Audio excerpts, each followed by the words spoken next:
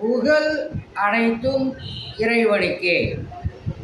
ஷஃபா Marwa 2 மலைகளை படைத்து இறைவனுடைய அத்தாட்சிகளாக ஆக்கிய வல்ல இறைவனை போற்றி புகழ்ந்து நமது தலைவர் நபி ஸல்லல்லாஹு அலைஹி வஸல்லம் அவர்களுடைய துவா பரக்கத்தினாலும் எனது சிறிய உரையை ஆரம்பம் செய்கின்றேன். நமது சேனலுக்கு நிதி உதவி செய்யுங்கள், சப்ஸ்கிரைப் செய்யுங்கள். அல்லாஹு சுப்ஹானஹு தஆலா உங்களுக்கு சகல விதமான பாக்கியங்களை கொடுப்பானாக. அல்ஹம்துலில்லாஹ். அத்தியாயம் 2 வசனம் 158.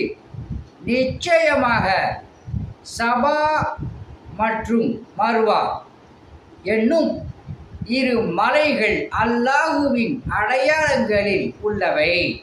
எனவே எவர்கள் காபா என்னும் அவ்வாலயத்தை ஹஜ்ஜு அல்லது உம்ரா செய்கிறார்களோ அவர்கள் அவ்விரண்டையும் சுற்றி வருவது செய்வது குற்றமல்ல. இன்னும்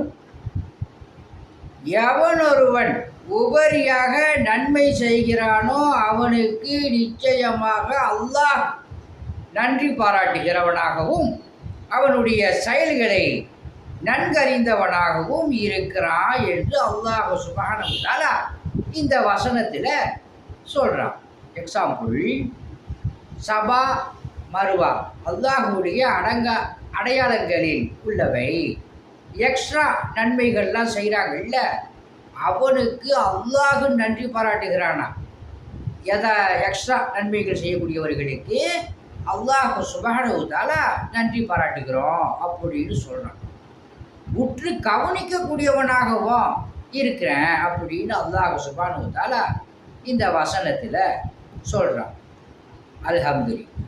அல்லாஹ் சுப்ஹானஹு தஆலா உங்களுக்கும் எனக்கும் சொர்க்கத்தை வாஜிபாக்கி நரகத்தை ஹராமாக்குவானாக.